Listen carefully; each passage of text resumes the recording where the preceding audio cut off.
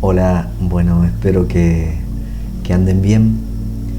Quería empezar una serie de videos, de encuentros, poniendo como puntapié inicial de los encuentros y de la pequeña reflexión que podamos hacer, este grupo de escritos de Francisco que algunos llaman avisos espirituales. Dentro de la familia franciscana se las conoce como las admoniciones. Es un grupo de 28 pequeños escritos, palabras, pequeñas reflexiones, comentarios muy breves. De hecho, el estilo se le llamaba sermón humilde porque la mayor parte de estos pequeños escritos o intervenciones comienzan con un versículo, ¿no?, de la palabra, y después Francisco hace una pequeña reflexión muy sencilla, muy humilde. Entonces le llamaban a eso sermón humilde.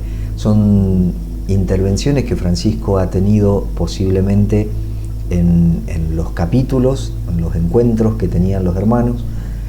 Inicialmente no nacen como con la intención, ¿no?, de ser transcriptos y divulgados. Era más bien algo interno, pero después, bueno, se van agrupando. De estos 28 pequeños escritos, 15 son como bienaventuranzas, ¿no?, como ya vamos a ir viendo, y cuando nos toque hablar de algunos de ellos explicaremos o diremos un poquito qué significa, ¿no?, que sean bienaventuranzas. Después otros son como pequeños tratados. La primera, ¿no?, es un tratado bastante largo, ¿no?, que seguramente circuló durante mucho tiempo así como algo separado, una reflexión sobre el Espíritu del Señor y sobre la presencia en la Eucaristía. Después hay diferentes temas. Por ahí hay 2 o 3 que hablan sobre un tema. Por ejemplo, las 2, 3 y 4 hablan sobre la obediencia o la relación, ¿no?, fundamentalmente de los hermanos, pero hoy en día se puede extender, ¿no?, digamos, a todos. Me parecía que podríamos comenzar. No vamos a hacer un seguimiento así, no vamos a seguir la numeración con la que aparecen. Me parece que un buen punto de partida es el aviso espiritual séptimo, o la admonición séptima, que habla sobre la palabra y el espíritu, ¿no? Y vamos a partir ya con la lectura de este texto, que dice así. Dice el apóstol: la letra mata, pero el espíritu da vida. Este es el texto de la Escritura que toma Francisco como punto de partida. Después va a tener 2 párrafos en los que va a hablar de qué manera la letra es ocasión de muerte, ¿no?, y un párrafo de qué manera el espíritu que habita la palabra da vida o vivifica, ¿no? Él dice así: la letra mata a aquellos que únicamente desean saber las solas palabras para ser tenidos por más sabios que los demás y poder adquirir grandes riquezas que legar a sus consanguíneos y amigos. La letra mata también a aquellos que no quieren seguir el espíritu de las divinas letras, sino que solo desean saber las palabras e interpretárselas a los demás. Y son vivificados por el espíritu de las divinas letras aquellos que no atribuyen al propio yo toda la letra que saben y desean saber, sino que con la palabra y el ejemplo la restituyen al Altísimo Señor Dios, de quien es todo bien.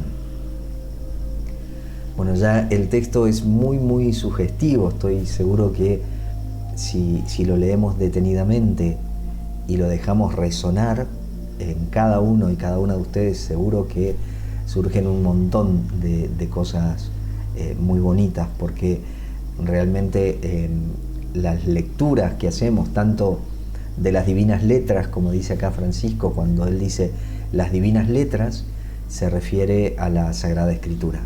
Las divinas letras es la Sagrada Escritura. Estas escrituras sagradas, en nuestra tradición es la Biblia, digamos, pero puede ser también cualquier otra escritura sagrada de cualquier otra tradición que nos transmite, que nos hacen llegar, ¿no? Eso es la tradición, es eso, ¿no? La tradición es transmitir, ¿no? La sabiduría de una generación a otra, de un tiempo a otro, ¿no? Y eso es la tradición. Por lo tanto, a veces tenemos una concepción un poco negativa de la tradición, creyendo que es algo que conserva. En realidad no conserva, porque la sabiduría es algo siempre vivo, y algo que vivifica siempre, ¿no? Entonces Francisco dice: la letra mata a aquellos que únicamente desean saber solo las palabras para ser tenidos por más sabios. Eso es muy interesante, ¿no? A veces cuando se lee o se estudia o no necesariamente, o se escucha con atención y uno repite cosas simplemente para demostrar que quizás tenga 2 o 3 conocimientos así intelectuales más que otros, Francisco dice, en ese sentido la letra o la ciencia, podemos decir hoy, mata. En ese sentido y en esa circunstancia no está sirviendo para la vida, está matando, porque está alimentando el ego y por lo tanto está sofocando el amor, que es lo único que verdaderamente da vida, ¿no? Porque lo único que persigue el ego es ser tenido por sabio. Es pura apariencia también, ¿no? Ser tenido por sabio. Y después poder adquirir bienes, ¿no? Seguramente Francisco tiene ahí presente alguna realidad que ya empezaba a vivirse entre los hermanos, porque no hablaría de esta manera si no fuese una realidad que se diese entre los hermanos, ¿no? Entre la fraternidad. Porque si no, ya sería como entrar a juzgar, ¿no? Y a criticar otras realidades que no conducían a ningún lado. Entonces él pide a los hermanos constantemente que no juzguen, ¿no? Que no juzguen. Esto seguramente empezaba a pasar, ¿no? Entre los hermanos que no se acercaban a las Sagradas Escrituras o no estudiaban con el fin que recoge tan bonito San Buenaventura bastante después, diciendo que los franciscanos estudiamos para ser buenos, no estudiamos para saber más simplemente, o ni siquiera para predicar, ¿no? El hermano menor, decía Buenaventura, estudia para ser más bueno. Y eso es realmente ir al encuentro del espíritu de la palabra, no simplemente de la forma, de la cáscara, de lo que alimenta el ego. Por otra parte, dice, también la letra mata a aquellos que no quieren seguir el espíritu de las divinas letras, sino que solamente quieren saber las palabras e interpretarlas a los demás, ¿no? Es muy parecido a lo primero, pero acá ya hay como la negación de una primera apertura. La realidad es que la letra siempre mata, la forma, la cáscara, es simplemente un vehículo. Si yo identifico eso y me apropio, ¿no? de ese vehículo, de esa cáscara, yo pierdo la esencia, ¿no? Lo que está dentro. Yo tengo que ser capaz de recoger, ¿no? ese vehículo que me trae una sabiduría mucho más profunda y vivificante. Yo tengo que ir más allá de las palabras, ¿no? En distintas oportunidades hemos hablado y hemos recordado algo que viene de la tradición sufí, ¿no? De los místicos del Islam, donde ellos son como muy conscientes la distancia que hay entre la palabra y la realidad, ¿no? Un dicho sufí afirma que con la palabra fuego nadie se quema, con la palabra vino nadie se emborracha, ¿no? O sea, entre la palabra, el concepto y la realidad hay una distancia infinita. La palabra señala. Bueno, acá también, ¿no? Las divinas letras, la Sagrada Escritura, simplemente señala una realidad mucho más profunda, que es la que vivifica, ¿no? En el medioevo se decía también que el único texto sagrado es la naturaleza, es la creación, hoy diríamos es la realidad. Ese es el único texto sagrado. Las divinas letras, lo que nosotros tenemos como escritura sagrada, es un texto que nos ayuda a interpretar, a entrar en ese texto sagrado que es la realidad, ¿no? Y por lo tanto tenemos que ir y conectar, ¿no?, con este espíritu que nos habita profundo, ¿no?, que es el mismo que dio origen, ¿no?, a la palabra. De hecho, el Vaticano II, el Concilio, en un documento que habla sobre la interpretación de la Sagrada Escritura, ¿no?, la palabra de Dios se llama este documento, dice que las Sagradas Escrituras tienen que ser interpretadas desde el mismo espíritu en la que fueron escritas o con las que fueron escritas, ¿no? Entonces hay una sintonía, ¿no?, ahí, que ya vamos a ver otro textito que a mí me parece también muy bonito, ¿no?, muy interesante, de Francisco, que les escribe a las hermanas clarisas, ¿no? Es la exhortación cantada a Clara y sus hermanas.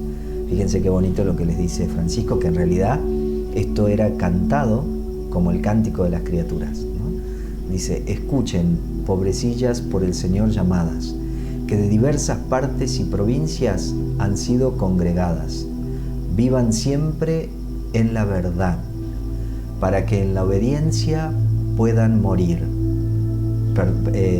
vivir.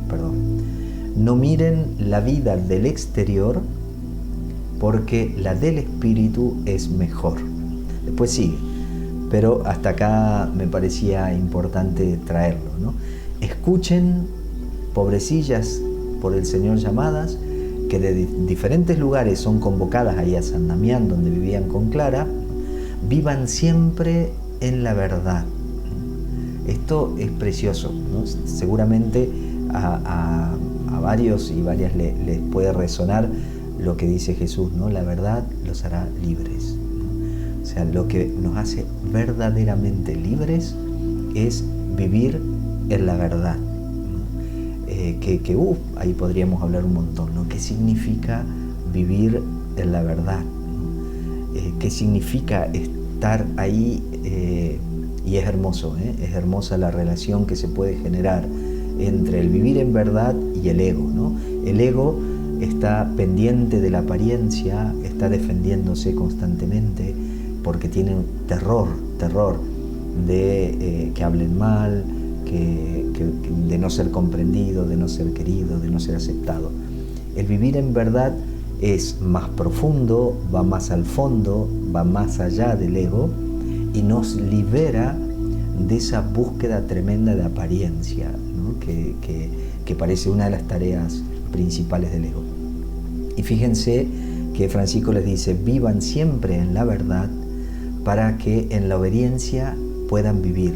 La obediencia, si nosotros la tomamos ahora así etimológicamente, es una predisposición para escuchar con atención, ob audire, ¿no?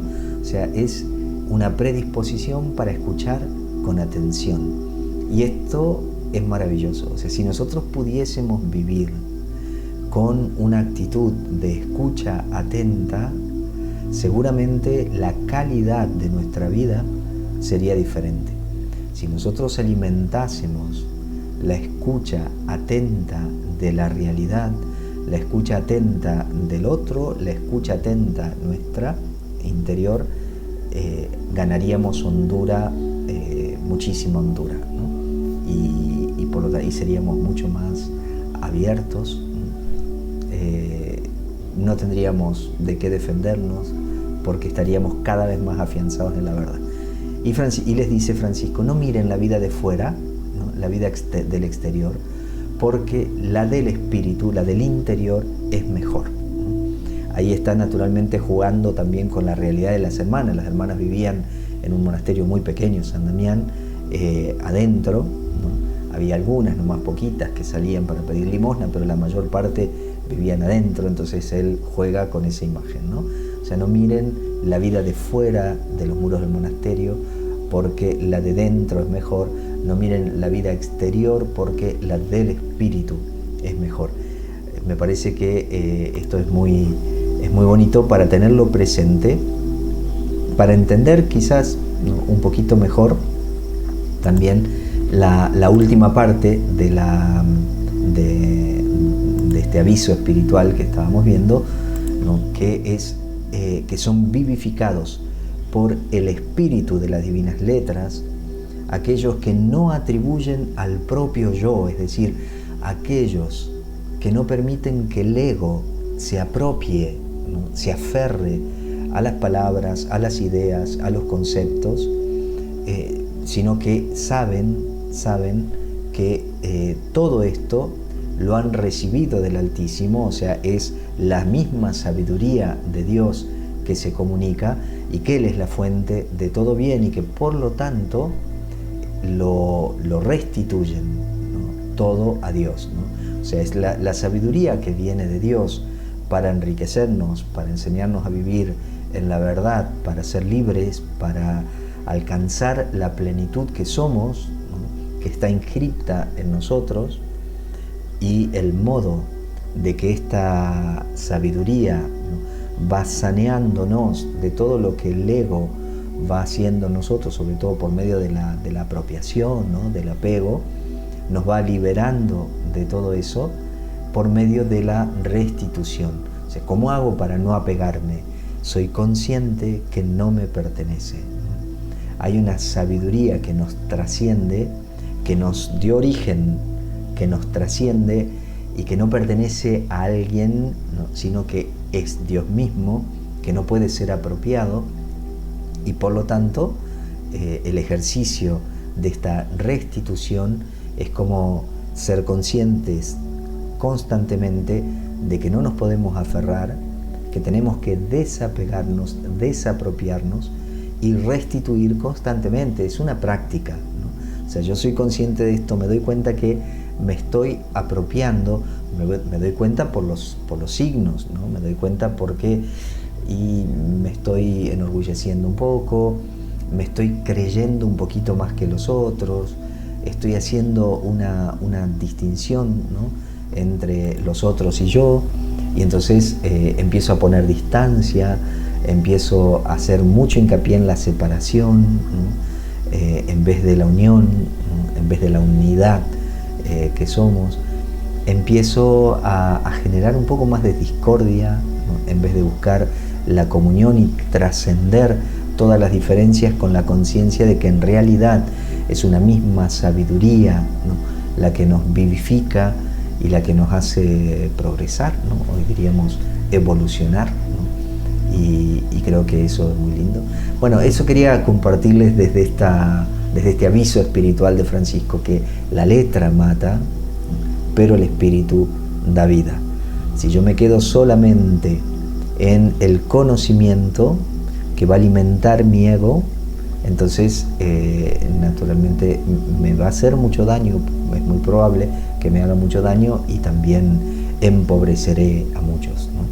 En cambio, si me dejo guiar por el espíritu de las divinas letras, por el espíritu que anima toda la realidad, entonces yo voy a ser vivificado, y como lo que voy a comunicar es esa misma sabiduría, esta sabiduría va a vivificar también a otros, ¿no? Es la experiencia sin duda que han tenido muchos y muchas con Jesús de Nazaret, es la experiencia que tanta gente ha tenido con Francisco de Asís, es la experiencia que se tiene con distintos maestros y maestras de sabiduría, ¿no?, que por lo general alrededor de ellos, ¿no?, y de ellas se puede ver muchísima fecundidad, mucha fecundidad, ¿no? En cambio, cuando hay apropiación, se genera alrededor de estas personas admiración, ¿no?, por lo que saben, pero nada más, ¿no? Después es como que se pierde.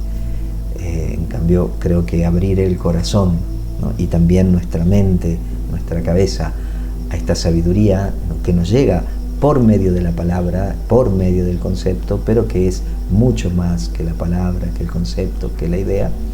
Eso sí que nos vivifica, nos hace mucho bien.